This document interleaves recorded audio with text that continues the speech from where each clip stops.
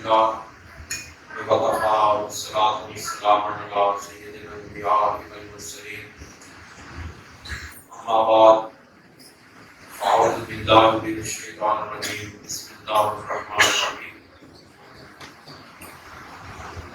الله يتوفى الأنفس حين موتها والتي لم تمت في منامها فيمسك التي قضى عليها الموت ويرسل الأخرى إلى أجل مسمى إن في ذلك لآيات لقوم يتفكرون صدق الله العظيم وصدق رسوله النبي الكريم ونحن على ذلك من الشاهدين والشاكرين وقال الله تبارك وتعالى في شان حبيبه مخبرا وآخرا إن الله وملائكته يصلون على النبي يا أيها الذين آمنوا صلوا عليه وسلموا تسليما صلاة والسلام عليك يا رسول الله وعلى آلك وأصحابك يا حبيب الله الصلاة والسلام عليك يا رسول الله وعلى آلك وأصحابك يا حبيب الله. نہایت محترم دوستوں اور بزرگوں، آج ہم اپنے ایک نوجوان بے پناہ محبت کرنے والے بیٹے جناب شہزاد احمد صاحب کی روح گفتگو کو اثار ثواب کرنے کے لیے یہ محفل سجائے بیٹھے ہیں. یقیناً وہ نوجوان بڑے مختصر وقت میں اپنی شخصیت کے، اپنی محبت کے، اپنی جان فشانی کے اور آستانہ عالیہ نوریہ جمعہ شریف کے ساتھ والہانہ محبت و عقیدت کے وہ نقش جما گیا ہے کہ ان نقوش کو اپنے دل سے مٹایا نہیں جا سکتا اور ہم کسی صورت میں بھی ان کی یاد سے غافل نہیں رہ سکتے. یہ کوئی لفظوں کی بات نہیں ہے بلکہ حقیقت یہ ہے کہ یہ ہمارے دل کی آواز ہے اور آپ یقین جانیے کہ ہماری جماعت کا ایک ایک فرد ابھی تک ان کے کام سے باہر نہیں نکلا ہے اور ایک ایک قدم پر ان کی کمی محسوس ہوتی ہے. اور کوئی لمحہ ہم جب دوست مل بیٹھتے ہیں، ہم جب بھی بھائی آپس میں مل بیٹھتے ہیں یا جماعت جامعہ اہل سنت کے کسی پروگرام میں شمولیت اختیار کی جاتی ہے یا کسی مجلس میں بیٹھا جاتا ہے یا کسی اجلاس کو منعقد کیا جاتا ہے، تو ہر وقت جناب شہزاد صاحب کی یاد جماعت جامعہ اہل سنت کے ایک ایک رکن، ایک ایک خادم کو اپنے حصار میں لیے ہوئے ہیں. یہ حقیقی بات ہے، سچی بات ہے کہ شہزاد صاحب جیسے نوجوان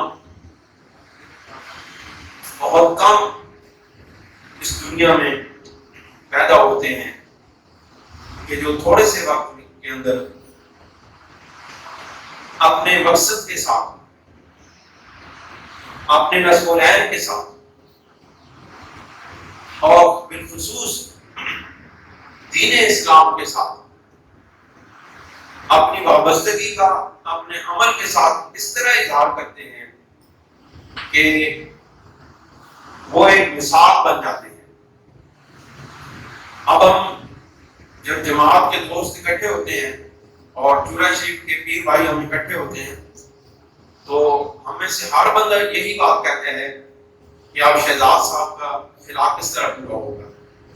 اب ان کی جگہ پر اتنی ہمت، اتنی جرأت، اتنی لگن کے ساتھ کام کرنے والا بندہ ہم کہاں سے ڈھونڈ کے لائیں. وہ صرف کام نہیں کرتے تھے بلکہ انہوں نے جماعت کو یکجا بھی کیا تھا، یکجا کر کے رکھا ہوا بھی تھا۔ اور آپ کو معلوم ہے کہ اس دور کے اندر یہ کام انتہائی مشکل ہے کہ موجودہ دور میں بھائیوں کا یکجا رہنا مشکل ہے، تو 20 بھائیوں کا یکجا رکھنا کتنا مشکل ہوگا اس سے خود اندازہ لگا سکتے ہیں۔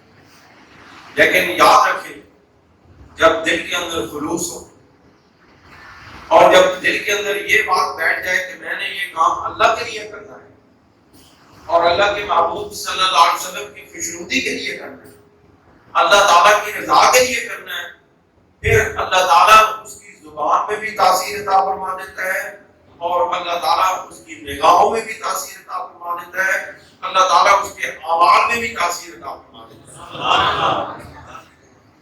دوستو، اخلاص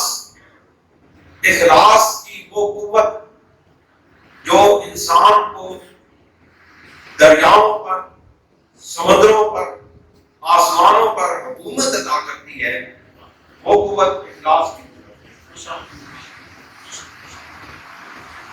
بہرحال دوستو، بات یہ ہے کہ موت ایک ایسا عمل ہے، موت زندگی کا ایک ایسا مرحلہ ہے کہ جس سے گزرنا ہر ذی روح کو لازم ہے۔ ہر ذی روح جو اس دنیا میں آئی، اس نے موت کے اس مرحلے سے گزرنا ہے۔ اور یہ بھی یاد رکھیں کہ میں موت کو ایک زندگی کا مرحلہ کہہ رہا ہوں، مرحلہ حیات کہہ رہا ہوں۔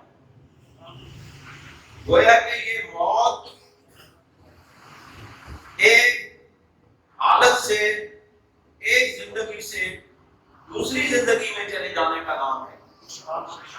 موت ایک حالت سے دوسری حالت میں منتقل ہو جانے کا نام ہے۔ موت اختتام زندگی کا نام نہیں ہے۔ اس لیے اگر یہ اختتام زندگی ہوتا، اگر یہ زندگی کی شام ہو جاتی اور پھر زندگی پلٹ کے حاصل نہ ہو سکتی، تو پھر اللہ تعالیٰ اس زندگی کو یوں اتنی تیزی کے ساتھ ان مراحل سے نہ گزارتا۔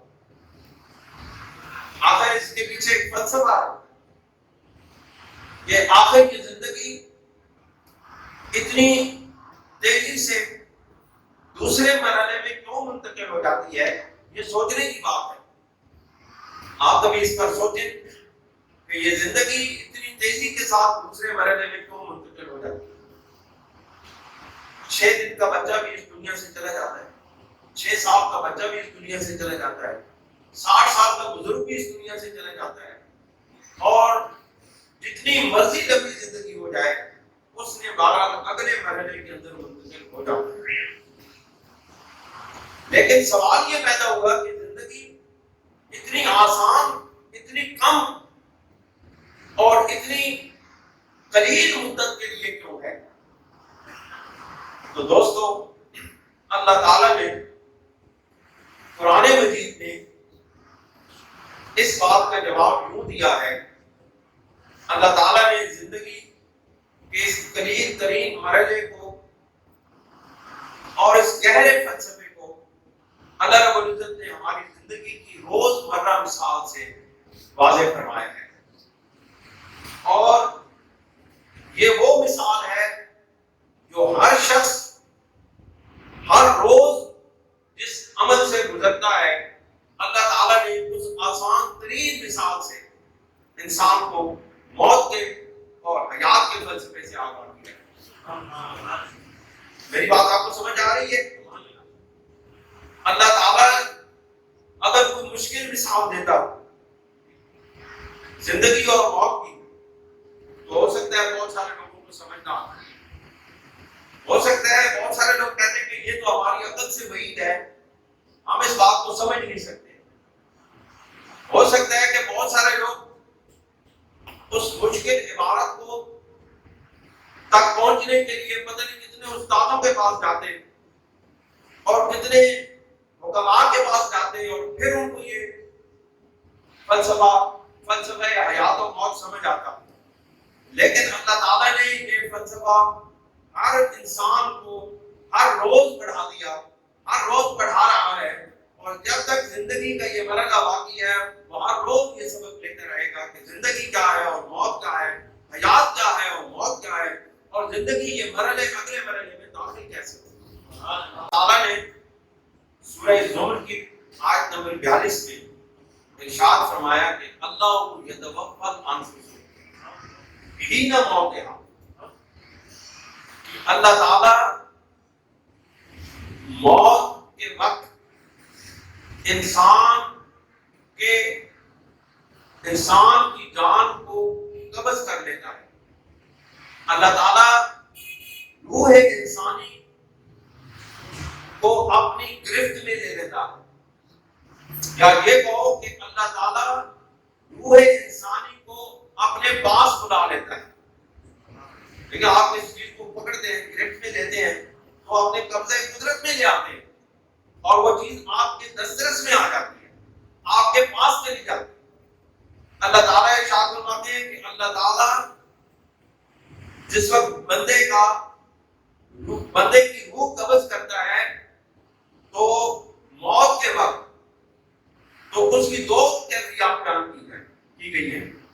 والذی لم تمت فی منامہا، اور جس کو نیند کی حالت میں موت نہیں آتی، فیمسک الذی قضا علیہ الموت، اللہ تعالیٰ اس کی موت کو مؤخر کر دیتا ہے. اللہ تعالیٰ اس کی موت کو ایک وقت کے لیے چھوڑ دیتا ہے، روک لیتا ہے، اور اس کو حقیقی موت نہیں آتی. اب یہاں سے ہمیں دو باتیں معلوم ہوئی کہ موت دو طرح کی ہے. ایک موت ہے انسان کا ہمیشہ کے لیے اس دنیا سے چلے جانا اور اس دنیا سے انسان کا تعلق ختم ہو جانا، اور ایک وہ موت ہے جو ہمیں نیند کی حالت میں آتی ہے. اب دو طرح کی موت ہو گئی. ایک وہ موت ہے جس سے ہمارے جسم سے روح کا تعلق ختم ہو جاتا ہے، اور ایک وہ موت ہے جس میں روح کا تعلق ہمارے جسم سے باقی رہ جاتا ہے، لیکن ہمارے اختیاری جو عمل ہے، جو ہمارا اختیاری حرکت ہے، جو ہماری اختیاری حرکت ہے وہ ختم ہو جاتی ہے، لیکن ہمارے غیر اختیاری اعمال جاری رہتے ہیں.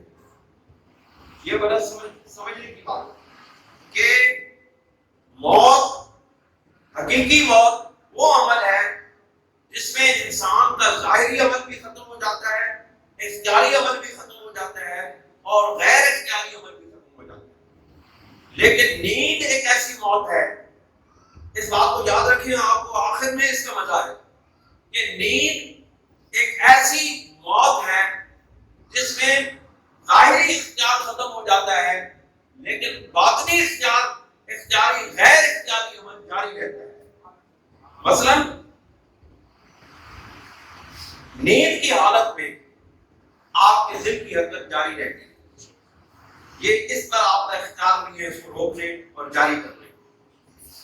نیند کے وقت آپ کی سانسوں کا آنا جانا جاری رہتا ہے، یہ آپ کی غیر اختیاری حرکت ہے، اس پر آپ کو اختیار حاصل نہیں ہے کہ اس کو آپ روک دیں یا چلا لیں. نیند کی حالت میں آپ کا ایک طرح کا احساس باقی رہتا ہے، آپ کا احساس باقی رہتا ہے. وہ کس طرح؟ آپ کو خواب آتی ہے اور خواب میں آپ ایک پہاڑ پہ چلے جاتے ہیں اور وہاں پہاڑ کی چوٹی پر سے آپ کا پاؤں پھسلتا ہے اور آپ نیچے گرتے ہیں. اب وہ جو نیچے گرنے کے عمل میں جو انسان کو تکلیف ہوتی ہے اور جو ایک خوف دل کے اندر پیدا ہوتا ہے اور جو انسان کو اس نیچے گرنے کے دوران میں جو تکلیف ہوتی ہے وہ آپ کو اس خاک کے اندر بھی محسوس ہوتی ہے. ایسی ہو کئی بار آپ دل میں سمجھتے ہو کہ انسان کو مثلاً کہ انسان کو کوئی زخم خاک کے اندر لگتا ہے تو اس زخم کی انسان اس خاک کے اندر تکلیف محسوس کرتا ہے. یہ تیسری بات ہو گئی کہ موت کا یہ دوسرا عمل جو ہے یہ عارضی جو موت ہے، یہ عارضی جو موت ہے اس کے دوران میں آپ کے غیر اختیاری اعمال بھی جاری رہتے ہیں اور آپ کے ایک طرح کے احساسات بھی باقی رہتے ہیں. آپ دوستو اس موت سے ان دو طرح کی موت سے جو بندے ناچیز نے نتیجہ اخذ کیا ہے وہ یہ ہے کہ پہلی طرح کی موت کفار کی موت ہے، پہلی طرح کی موت بے دینوں کی موت ہے، پہلی طرح کی موت نافرمانوں کی موت ہے، پہلی طرح کی موت بدعقیدہ لوگوں کی موت ہے، اور دوسری قسم کی موت جس میں انسان کے غیر اختیاری افعال بھی جاری رہتے ہیں، اعمال بھی جاری رہتے ہیں، احساسات بھی جاری رہتے ہیں، یہ حقیقت مومن کی موت ہے. سمجھئے بات؟ یہ دو طرح کی موت، ایک جس میں قبض ہو جاتی ہے ہر چیز اور انسان بے اختیار ہو جاتا ہے، کوئی چیز حرکت میں نہیں رہتی، ہر چیز مردہ ہو جاتی ہے، یہ موت ہے گویا کہ کفار کی موت. لیکن مومن کی موت وہ اپنی قبر میں بھی حیات میں رہتا ہے، مومن اپنی قبر میں بھی زندگی کی ایک کیفیت سے دوچار رہتا ہے، مومن اپنی زندگی اپنی قبر کے اندر بھی ایک طرح کے تصرفات سے اس کے تصرفات کی قوت بھی حاصل ہوتی ہے. حضرت علامہ اقبال رحمۃ اللہ علیہ نے اسی فلسفہ حیات و موت کو 3 مثالوں سے ہمارے سامنے رکھا ہے. سبحان اللہ. پہلی بات تو یہ کہتے ہیں کہ یہ دیکھو موت جو ہے یہ اگر ختم ہو جانے والی چیز ہوتی تو اللہ تعالیٰ اس کو اتنی فراوانی کے ساتھ پیدا نہ کرتا. دیکھیں دنیا کے اندر جتنی بھی چیزیں ختم ہو جانے والی ہیں اللہ تعالیٰ نے ان کو فراوانی کے ساتھ پیدا کر دیا ہے. آپ کی سبزیاں، پانی، ہوا، دیگر جتنی بھی مثالیں ہیں اللہ تعالیٰ نے ان کو فراوانی کے ساتھ پیدا کیا کیونکہ یہ ایک سلسلہ ان کا چلتا رہتا ہے. یہ بار بار پیدا ہونے والی چیزیں ہیں لیکن اللہ تعالیٰ جن چیزوں کو بار بار پیدا نہیں کرتا ان کو موت بھی نہیں دیتا. کبھی پتھروں کو موت دی اللہ نے، کبھی پتھروں کو اللہ تعالیٰ نے، پہاڑوں کو اللہ تعالیٰ نے اس طرح موت دی کہ وہ مٹ گئے اور پھر پیدا ہو گئے. نہیں ہوا. اس لیے مومن کو اللہ تعالیٰ اتنی فراوانی کے ساتھ، انسانوں کو اللہ تعالیٰ اتنی فراوانی کے ساتھ موت دیتا ہے کیونکہ ان کی زندگی میں مٹنا نہیں ہے بلکہ پیدا ہوتے رہنا ہے. اس کو علامہ اقبال رحمۃ اللہ علیہ اپنی والدہ مرحومہ کی یاد میں لکھی ہوئی نظم میں اس طرح بیان کرتے ہیں. آپ فرماتے ہیں کہ زندگی کی آگ کا انجام خاکستر نہیں، زندگی کی آگ کا انجام خاکستر نہیں. خاکستر کہتے ہیں جڑی آگ بجھن تو بعد راکھ چھائی جڑی رہ جاتی ہے نا اس کو خاکستر کہتے ہیں. آپ نے فرمایا اے جڑی زندگی دی آگ ہے اس دا انجام چھائی بن جانا نہیں، کیونکہ ہر آگ جو جلتی ہے وہ آخر میں خاکستر بن جاتی ہے، راکھ بن جاتی ہے. آپ نے فرمایا یہ زندگی کی جو آگ ہے اس کا انجام خاکستر نہیں، ذوق حفظ زندگی ہر چیز کی فطرت میں ہے. کہ زندگی کی حفاظت کرنا ہر چیز کی فطرت میں اللہ تعالیٰ نے رکھ دی ہے، اس کی سرشت میں رکھ دی ہے کہ وہ اپنی زندگی کی حفاظت کرتی ہے. آگ اپنی زندگی کی حفاظت نہیں کرتی لہذا وہ راکھ بن جاتی ہے. اور جس چیز کی ذوق فطرت میں، جس کی فطرت میں اللہ تعالیٰ نے اپنی زندگی کی حفاظت کرنا رکھ دیا ہے وہ زندگی خاکستر نہیں ہوتی، وہ آگ کبھی بجھتی نہیں ہے. سکتا اگر نقش حیات، موت کے ہاتھوں سے مٹ سکتا اگر نقش حیات۔ یہ جو زندگی کی یہ جو صورت ہے، اس کو اگر موت مٹا سکتی تو پھر کیا عام یوں اس کو نہ کر دیتا نظام کائنات۔ تو اس کی نظام کائنات کے اندر اللہ تعالیٰ اس کو اتنی عمومیت میں بخش دیتا، اتنی یہ عام نہ ہو جاتی، یہ چھوٹے بچے کو بھی موت آتی ہے، بڑے کو بھی موت آتی ہے، جوان کو بھی موت آتی ہے اور بوڑھے کو بھی موت آتی ہے۔ یہ اتنی فراوانی کے ساتھ اگر یہ ختم ہو جانے والی چیز ہوتی تو کبھی یہ موت اتنی فراوانی کے ساتھ نہ ہوتی۔ پھر فرماتے ہیں اگر ارزاں تو یہ سمجھ اجل کچھ بھی نہیں ہے، اگر ارزاں کا مطلب سستی عام ملٹ والی ہے اگر ارزاں تو یہ سمجھ اجل کچھ بھی نہیں۔ اگر یہ اتنی فراوانی کے ساتھ اس دنیا کے اندر دستیاب ہے تو یہ سمجھ کہ پھر موت کچھ بھی چیز نہیں ہے۔ جس طرح سونے سے جینے میں خلل کچھ بھی نہیں۔ آپ یہ اسی آیت میں دیکھ لیا، آپ فرماتے ہیں کہ ہے اگر ارزاں تو یہ سمجھ اجل کچھ بھی نہیں، جس طرح سونے سے جینے میں خلل کچھ بھی نہیں۔ جس طرح انسان سو جاتا ہے اور اس کو ایک طرح کی موت آ جاتی ہے، لیکن وہ در حقیقت سوتا تو ہے، مرتا نہیں ہے۔ اس لیے انسان کے اوپر موت تو آتی ہے، تو ایک طرح سے سو جاتا ہے لیکن تو مرتا نہیں ہے۔ پھر اس فلسفہ موت کو سمجھانے کے لیے دعوت فکر دیتے ہوئے علامہ صاحب ارشاد فرماتے ہیں، غافل، اے غافل، اے انسان، موت کا راز کچھ اور ہے۔ اے غافل، موت کا راز کچھ اور ہے، نقش کی ناپائیداری سے عیاں کچھ اور ہے۔ یہ جو نقش ہے، یہ جو صورت ہے، یہ اتنی ناپائیدار ہے۔ اے غافل، تو اگر اس کو سمجھے تو تجھے معلوم ہو جائے گا کہ اس کی در حقیقت اس کی ناپائیداری جو ہے، اس سے کچھ اور چیز عیاں ہو رہی ہے۔ یہ جو بظاہر ناپائیدار ہے، حقیقت میں بڑا پائیدار ہے۔ سمجھے کہ نہیں بات؟ پھر علامہ صاحب اس کو ایک ہوا کی، یہ جو موت ہے، زندگی ہے، اس کو ایک ہوا، بارش ہوتی ہے نا، تو جڑے تسی دیکھ دو تیز بارش ہوئے تو پانی ہوتے بلبلے بن جاتے، بلبلے بن جاتے، اور وہ بلبلے اتنی تیزی دے نال بڑھتے بھی نہیں، اتنی تیزی دے نال بڑھتے بھی نہیں۔ یعنی پانی کے اندر جب تیزی سے پانی برستا ہے تو اس کے اندر جب ہوا اثر انداز ہوتی ہے،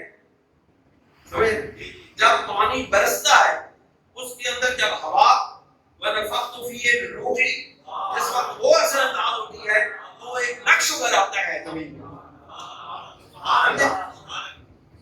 حضرت صاحب، جب ہوا کسی پانی پر برستی ہے، جب پانی برستا ہے اس کے اندر ہوا اثر انداز ہوتی ہے تو وہ ایک نقش بن جاتا ہے، ایک خوبصورت جسم بن جاتا ہے، ایک خوبصورت حرکت کرتی ہوئی چیز بن جاتی ہے۔ علامہ صاحب نے فرمایا یہ جو ہوا کا بننا اور ٹوٹنا ہے، اسی سے تم سمجھو کہ یہ زندگی کو اللہ تعالیٰ نے جو اتنا آسان بنایا ہے، تو یہ ہوا، یہ جو بلبلے ہیں، یہ ٹوٹتے بھی ہیں اور بنتے بھی ہیں اور پھر ٹوٹ کے بن جاتے ہیں۔ اس طرح یہ زندگی ہر ٹوٹنے کے بعد پھر بن جاتی ہے، ہر موت کے بعد پھر زندگی اپنے اس مقام کو پہنچ جاتی ہے۔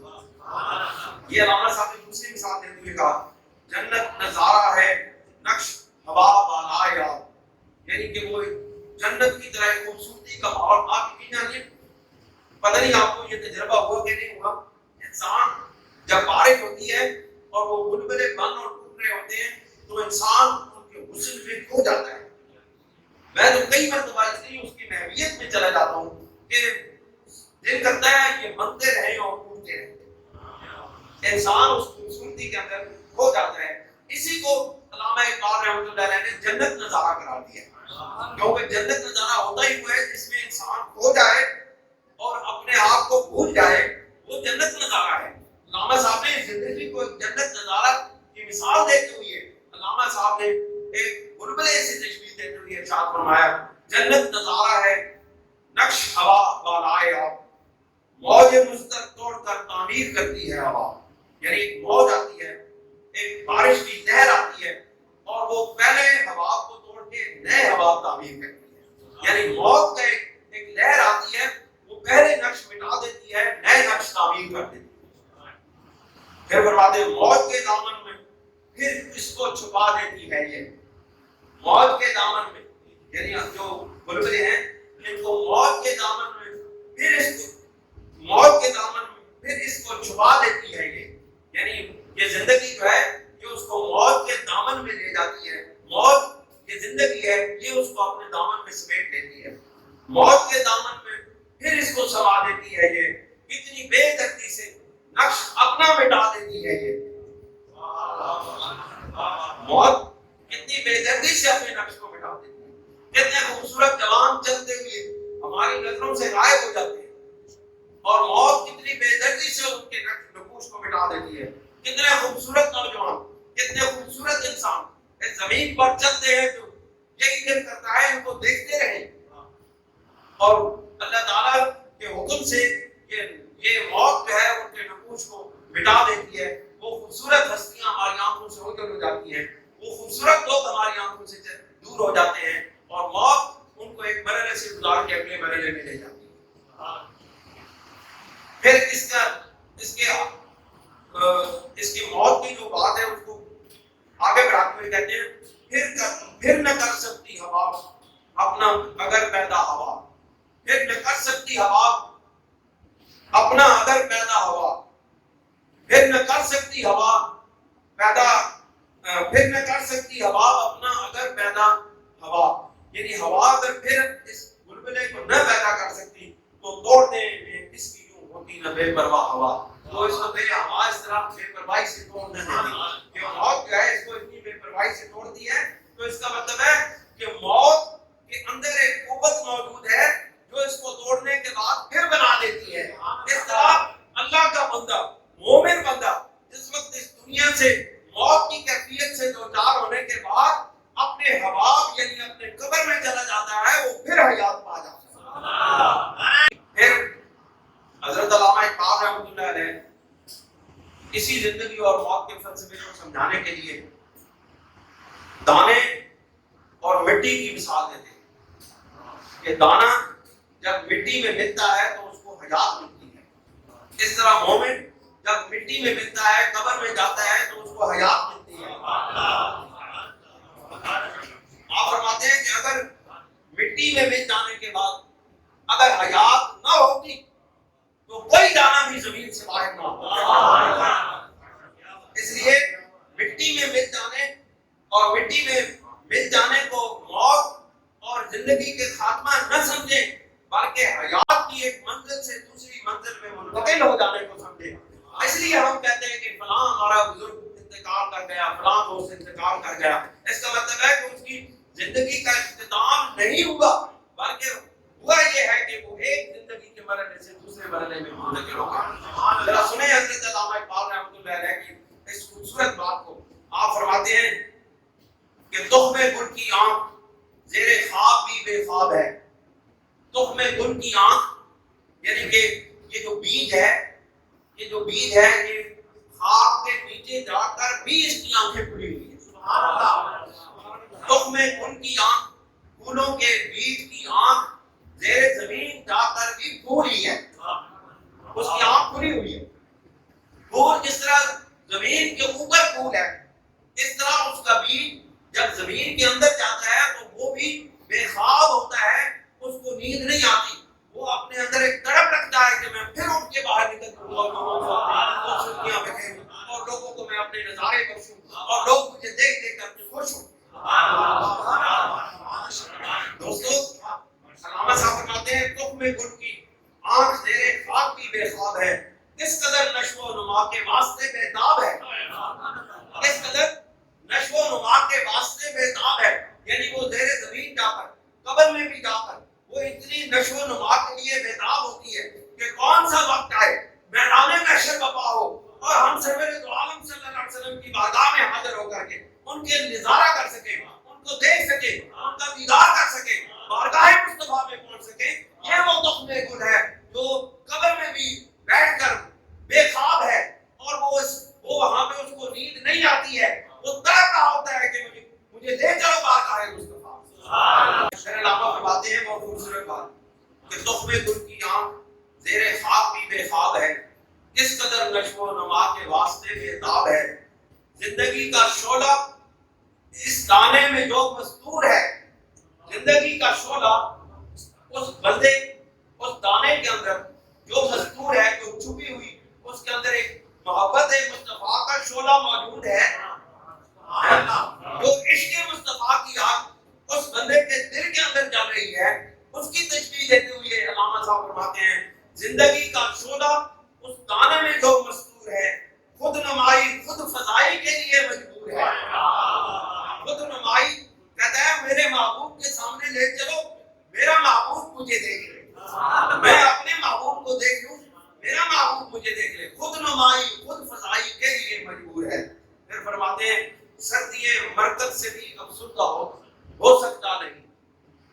مرکز کہنے نے قبر، اس نے اندر جو ٹھنڈک ہے کہنے اس نے عشق مصطفیٰ نے شعلہ آگ، عشق مصطفیٰ کی آگ اس کے دل کے اندر اتنی بھڑک رہی ہے، اتنا اس کو گرم کیے ہوئے ہے کہ مرکز یعنی قبر کی جو ٹھنڈک ہے وہ بھی اس کو سرد کر سکتی ہے۔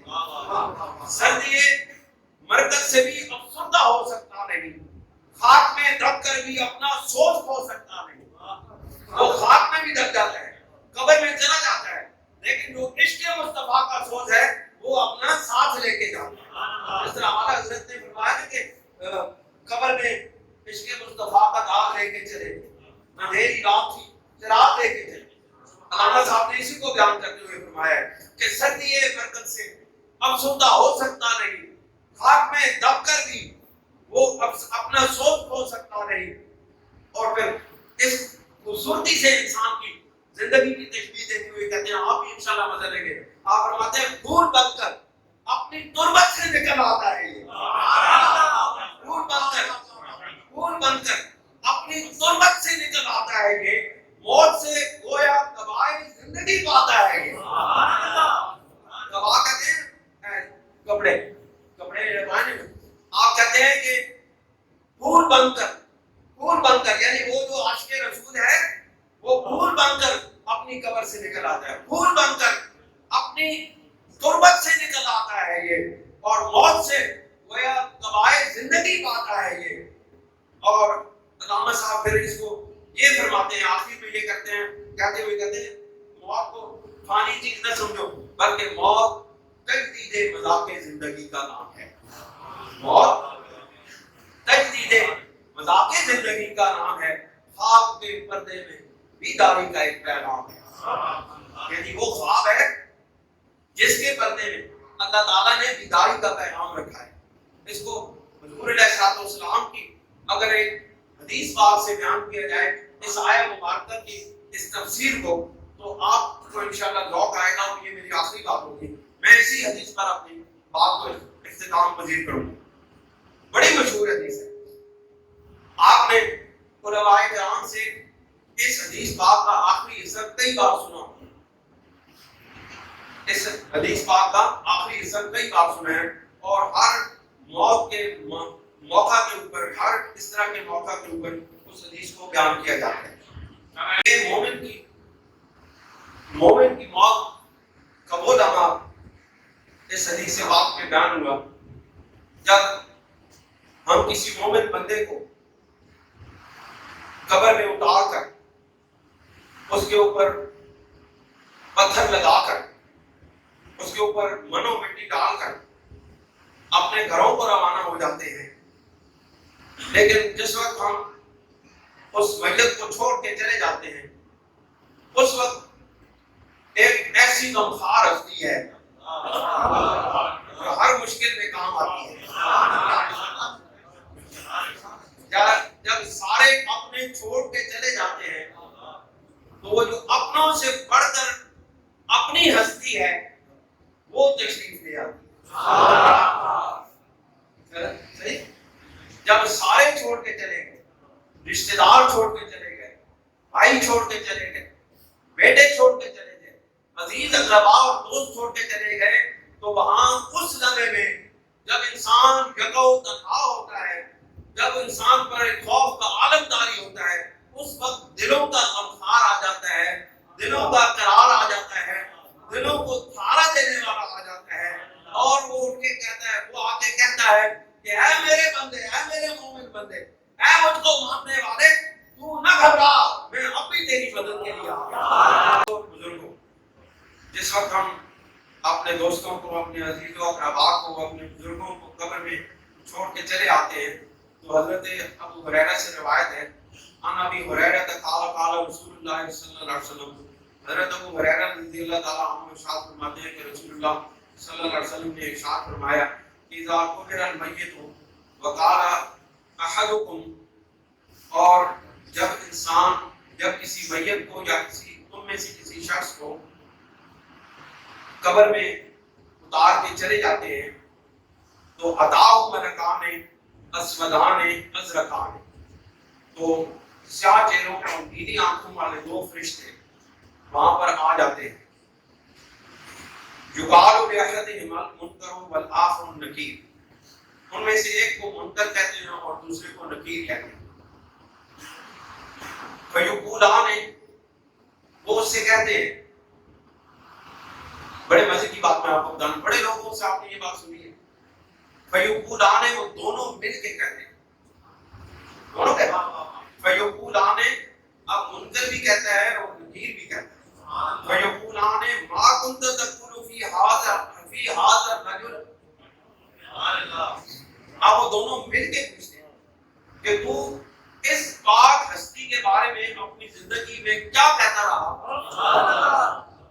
وہ نہیں پوچھتے کہ تم اس ہستی پر ایمان لائے، اس ہستی کی پیروی کی، اس ہستی کے حکموں کو مانا یا نہیں مانا، وہ یہ نہیں کہتے کہ تم نے شریعت کی کتنی پابندی کی، اس کے پیچھے چلتے ہوئے کتنی نمازیں ادا کی، کتنے روزے پڑھے، کتنے روزے رکھے، کتنے حج کیے، کتنی زکاتیں ادا کی، وہ کہتے ہیں، سنے بڑے زبردست سوال، وہ کہتے ہیں کہ ما کنت تقول فی ھذا الرجل، کہ تم اس ہستی کے بارے میں اپنی زندگی میں کہتے کیا رہے ہو، پوچھنے والی یہ بات ہے،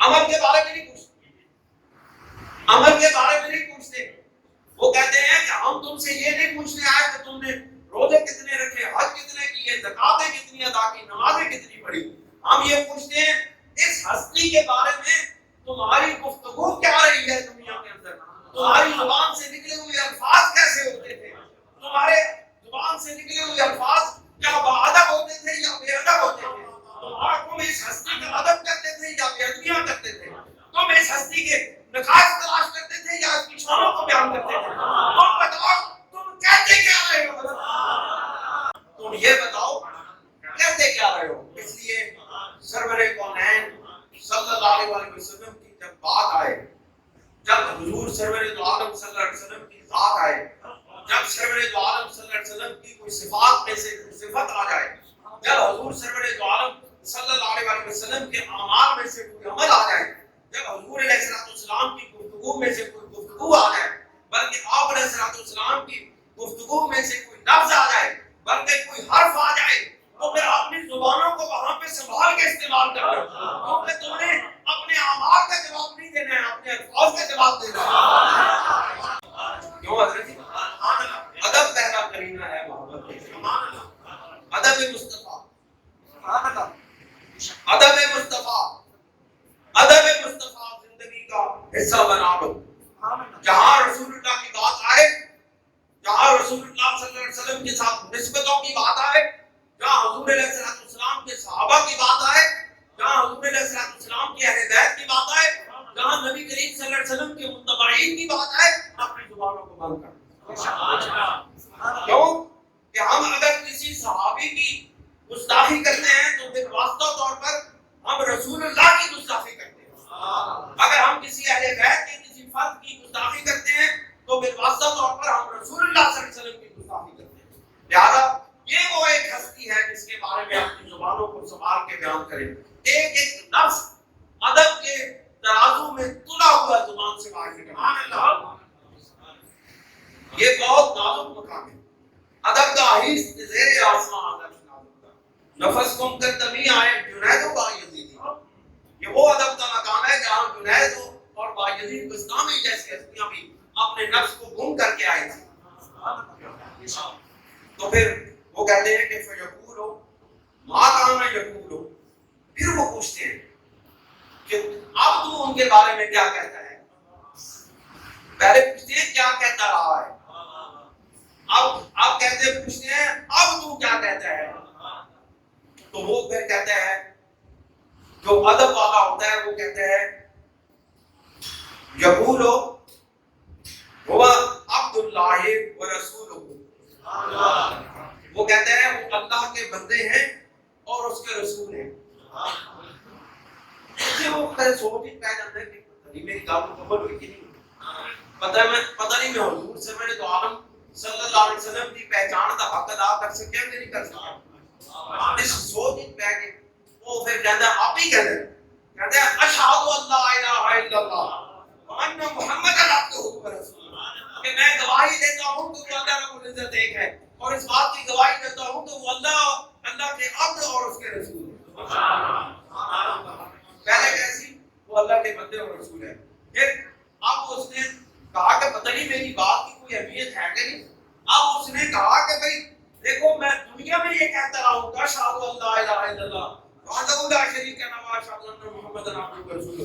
اب تو پوچھتے ہو کہ کیا کہتے ہیں. اب میں کہتا اور آپ کیا کہتے ہو. وہ کہتے ہیں میں دنیا میں بھی یہی کہتا رہا ہوں اور آپ بھی یہی آ کے کہا کرتے ہیں اشہد ان لا الہ الا اللہ وحدہ لا شریک لہ واشہد ان محمد عبدہ. اس طرح اس کا یہ مطلب ہے کہ جو دنیا میں ادب مصطفیٰ کرتے ہیں, جو رسول اللہ صلی اللہ علیہ وسلم کی تعظیم کرتے ہیں, جو رسول اللہ صلی اللہ علیہ وسلم کی توقیر کرتے ہیں, اگر رب العزت کے کرم نوازیوں سے حضور علیہ السلام کی نگاہ کرم سے وہ قبر میں بھی جا کر وہی تعظیم کرتے ہیں, وہی ادب کرتے ہیں, اسی طرح سے جو دنیا میں کرتے ہیں وہی عمل جا کے قبر میں بھی کرتے ہیں. سبحان اللہ. آپ دوستو بات کیا ہوگی ختم نہیں ہوگی. انہوں نے کہا کہ فیقولان, پھر وہ کہتے ہیں قد کنا نعلم ان تقول. اب وہ کہتے ہیں ہمیں یہ معلوم تھا, ہم نے پوچھا تم سے ضرور, لیکن ہمیں معلوم تھا کہ یہ اس قبر میں کوئی غلام مصطفیٰ آیا ہے. اب وہ کہتے ہیں یہ نہیں کہتے کہ تیرے کہنے تو بعد اسے منے. آپ وہ کہتے ہیں کہ قد کنا نعلم انک تقول ھذا, کہ وہ کہتے ہیں کہ ہمیں یہ معلوم تھا, ہمیں پہلے سے ہی معلوم تھا کہ تم نے یہی کچھ کہنا ہے. سمجھے کہ وہ کہتے ہیں ہمیں پہلے ہی سے یہ معلوم تھا کہ تم یہی کچھ کہے گا. اب سوال پیدا ہوتا ہے جب فرشتوں کو پہلے سے معلوم تھا تو پوچھا کیوں. بھائی مجھے معلوم ہے کہ آپ کیا ہیں, مجھے پوچھنے کی ضرورت نہیں کہ قاری بلال اہل ایمان میں سے حضور کے غلاموں میں سے ہے, مجھے یہ بات پوچھنے کی. پھر پوچھا کیوں. فرشتوں تمہیں پتا تھا تو پھر پوچھا کیوں. ارے بات یہاں سے سمجھ آتی ہے, پوچھا اس لیے کہ کھڑے اور کھوٹے میں تمیز ہو جائے, حضور کے غلام میں اور غیر غلام میں تمیز ہو جائے. جو رسول اللہ کی نعتیں پڑھتا رہا, جو رسول اللہ کی صفات بیان کرتا رہا, جو رسول اللہ کی شانیں بیان کرتا رہا, آج قبر میں فرشتے اس کے پوچھ کے اس کی شان کو بڑھا دیتے ہیں کہ یہ ہمارے محبوب کا غلام آیا ہے. اے قبر والے, اے مٹی, اے زمین, تو بھی سن لے کہ یہ ہمارے محبوب کا غلام آیا ہے. اے انسان یا رسول اللہ, اے انسان یا رسول اللہ. ثم یفسح له فی قبرہ 70 ذراعا فی سبیل, پھر اس کی قبر کو 70 ہاتھ ہر طرف سے کھول دیا جاتا ہے. 70 ہاتھ. مجھے ہاتھ میرا تو تھوڑا نہیں ہونا, مجھے اللہ کی قدرت کا ہاتھ. ذراع کہنے ایک یہاں سے لے کر اس کو ذراع تک, ٹھیک ہے. اللہ رب العزت کے محبوب فرماتے ہیں 70 ہاتھ اس کی قبر وسیع ہو جاتی ہے. صرف وسیع نہیں ہوتی. پھر اللہ کے محبوب فرماتے ہیں یُنَوَّرُ لَهُ فِیہِ, پھر اس کے اندر نور کے چراغ جلا دیے جائیں.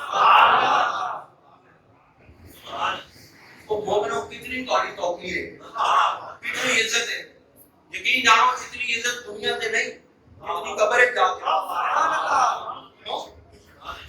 پھر قبر جان واسطے ڈرنا نہیں چاہیے. صرف ادب مصطفیٰ کو اپنے دل کے اندر بٹھا لو. یہی چراغ لے کے چلیں گے تو قبر میں روشنی ہوگی. یہ ادب مصطفیٰ کا چراغ لے کے چلیں گے تو قبر میں روشنی ہوگی. تو فرماتے ہیں یونبر لہو فی ہے, اس کے اندر نور کے چراغ جلا دیے جائیں گے, منور کر دیا جائے گا. ثم یقال لہو نم, پھر اس کو کہا جائے گا تو سو جا. اب کیا ہے, اب جس طرح اللہ رب العزت نے کہا کہ موت دو طرح کی ہے, ایک ہم قبض کر لیتے ہیں اور ایک نیند کی موت ہے. اب اس کا مطلب ہے کہ جو مومن قبر میں جا کر سوتا ہے وہ مرتا نہیں ہے, وہ سوتا ہے. اس کو کہا جاتا ہے تو سو جا. سوتا مرا ہوا نہیں سوتا, زندہ سوتا ہے. مرے ہوئے کو نیند نہیں آتی, زندہ کو نیند آتی ہے. اور جس طرح میں نے پہلے عرض کیا کہ جو سونے والا ہے اس کا احساس بھی باقی رہتا ہے اور اس کی غیر اختیاری حرکات بھی باقی رہتی ہے. اب وہ جو غیر اختیاری حرکات ہیں وہ اللہ تعالیٰ اپنی قدرت میں لے لیتا ہے. اب جو اللہ کا ولی, جو حضور کا غلام ہوتا ہے, وہ اللہ کے اذن سے جہاں جاتا ہے اپنی قبر سے چلا جاتا ہے. جس کی خواب میں جاتا ہے چلا جاتا ہے, جس جگہ پہ جانا چاہتا ہے بإذن الہی چلا جاتا ہے. اب اس کی غیر خود اختیاری حرکات تو ختم ہو جاتی ہے, لیکن اللہ تعالیٰ کے اختیار سے دی ہوئی حرکات وہاں پہ ختم نہیں ہوتی ہے. اس لیے ہم کہتے ہیں کہ جہاں رسول اللہ ہمارے گھر بھی ہو جائے سنا ہے آپ ہر عاشق کے گھر پہ تشریف لا, میرے گھر میں بھی ہو جائے ہمارے گھر میں بھی ہو جائے. یہ تو وہی بات ہے نا کہ رسول اللہ عام مومن کو زندہ اپنی قبر میں حیات حاصل ہے. تو دوستو رسول اللہ صلی اللہ علیہ وسلم کی حیات والا ترین حیات, رسول اللہ صلی اللہ علیہ وسلم کی اخروی حیات سب سے کامل ترین حیات ہے, سب سے اعلیٰ ترین حیات ہے, سب سے عظیم ترین حیات ہے. پھر واقعہ وہ کہتے ہیں فیقول ہو, جس وقت وہ ہے کرنا دیکھنا کیا نام میرے نال ایڈا زبردست سلوک ہویا, سنے لوگ تو سب ڈرانے سی کتے پچھو ہون گے, سب ہون گے, اتنے ہے چیز ہوئے گی, انگارے ہون گے, اتنے ہے عذاب ہوئے گا, اتنے عذاب ہوئے گا. وہ کہے گا میرے نال تو گالی ہو رہی. میں جو کچھ سنیا سی مولویاں کولوں تے میرے نال تے گالی کوئی ہور ہوندی, میں کسی صوفی کول چلے جانا کم از کم میں ہوئے اتحاد کر دینا. ایسا کہنا میں مولویاں کول دیکھے کھاندے نے, کسی اللہ کے ولی کول چلا جاتا تو مینوں قبر دے یہ حالات دسدا کہ مینوں شوق اور ذوق پیدا ہو رہا. پھر وہ کہتے ہیں میں یہ حالات, میری یہ عزت, میرا یہ استقبال, فرشتے بھی میں کہہ رہے ہیں کہ سانوں تو تہاڈا پتہ سی کہ تسی حضور دے غلام, تسی تے تشریف لے آئے ہو, اسی تے تہاڈے استقبال واسطے آئے ہو, اسی تہانوں تکلیف دین واسطے نہیں آئے. پھر وہ کہنا فیقولو ارجعوا الی اہلی, کہنا وہ کہتے ہیں فیقولو ارجعوا الی اہلی فاخبرہم, کہتا ہے تھوڑی دیر ٹھہر جاؤ, مینوں ذرا اپنے گھر والے کو جان دو تاکہ میں انہوں دس آواں بھائی شہزاد احمد ایویں جا بندہ نہیں سی, اے حضور دا غلام سی, تے اج اس دا استقبال بڑی عظیم شاندار ہویا ہے. میں ذرا اپنے گھر والے کو جا کے دس آواں کہ میری یہ عزت افزائی ہوئی ہے, مینوں حضور دی غلامی دا اجازت تے صلہ ملی ہے کہ آج میرے خود اللہ تعالیٰ کی رحمتاں ہو گئیاں, میری طاعت تے نگاہ, میرا اتنے اتنا چھوٹا جہا گھر سی, اتنے اللہ رب العزت نے مینوں وسیع و عریض بنگلہ عطا فرما دتا ہے. ایسی میری کوٹھی بنی ہے کہ ایسی کوٹھی کسی دی ہے ہی نہیں دنیا تے.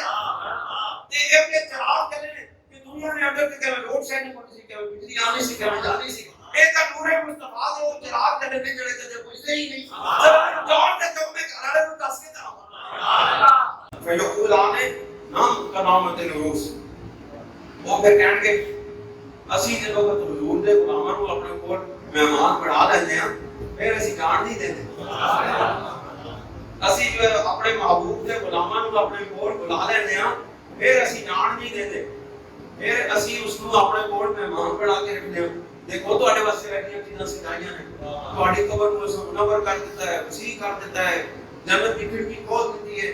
سارے کام کرنے تو بعد ہن اسی کام جان تے نہیں دیندے, ہن تے اسی جنت دے نظارے دکھاواں گے. اللہ پتہ نہیں ایسا کام کی نظارے دکھانے نے, بھلے تو حضور سرور دو عالم صلی اللہ علیہ وسلم دے نظارہ نوں دکھانا ہے اللہ تعالی دے نوارات دے یاد نوں دکھانا ہے ایڈی چھتی اسی جان نہیں دیندے اسی دنیا میں کوئی مہمان آ جاندے سی نا پہلے زمانے میں کہندے میرے کو ٹائم نہیں میں روے کام کر کے آ جانا وہ جی میں دسے تو پہلے دسنا سی کام تو آنا سی میں دسے نہیں کہ مہمان آ جائے پہلے زمانے میں وقت مہمان آنے سی وہ تو 7 دن مہمان نوں گھروں جان نہیں دیندے سی ایسی گل نہیں 7-8 دن مہمان نوں جان نہیں دیندے سی بالکل پیاری رشتے نہیں کر کے ہونے تو تسی تشریف لے آئے ہونا سی تو جان دیندے ایڈی چھتی چلے ہو نا اسی ایڈی چھتی نہیں جان دیندے وہ کہتے ہیں نام کلامات روز اے تسی ہونے تھے نا ایک دلہن کی طرح سو جاؤ اور یاد رکھیں وہ پھر کہتے ہیں الذی تنزیل بتا الذی لا یوقظ الا حق عالی ہے